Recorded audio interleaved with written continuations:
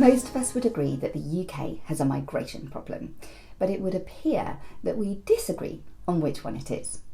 Is it the influx of criminal gangs coming ashore on small boats, is wrecking our NHS, filling our schools, bringing criminality to our streets? Or is it that people fleeing persecution and war have no legal or safe routes to find sanctuary within the UK? Is it that draconian, potentially illegal and extreme measures are being introduced to further criminalise and punish refugees? Or is it that we must do more to protect our communities and our society, stop mounting bills and prevent us from being overwhelmed by a surge of opportunists coming to our land? We have a problem. This problem is being highlighted by the announcement and reaction towards the migration bill being brought into Parliament recently.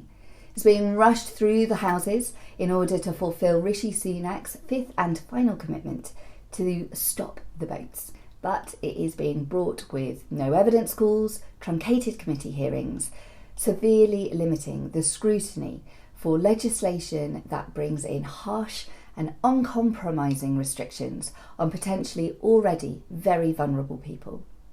So what do we do when our politicians appear to be using complex situations as politicking mudslinging matches for soundbites and for point scoring? How do we, as Christians, engage? Does Scripture help us? Well, the Bible certainly has plenty to say on the matter.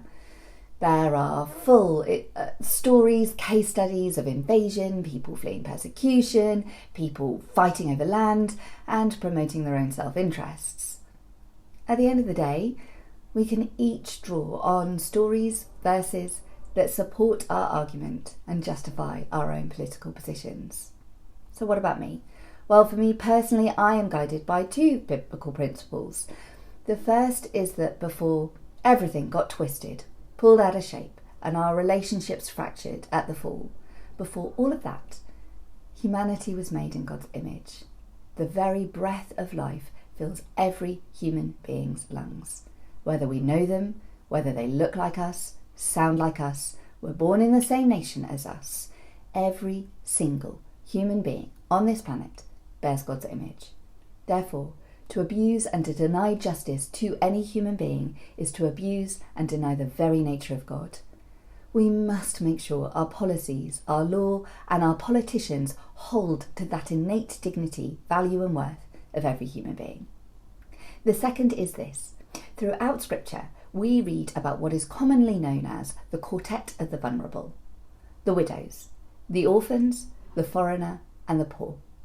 God consistently and repeatedly aligns himself and his justice with those who are the most marginalised. In today's society, it's no different. Children in care, single-parent families, asylum seekers and refugees, and the poor are still the most marginalised in our society today. So, in reviewing this legislation and in engaging with conversations about the UK's migration problem, I keep asking myself this: how does this treat the vulnerable quartet? And is there more that we could do to bring justice and protection to those who are the most marginalised in our society today?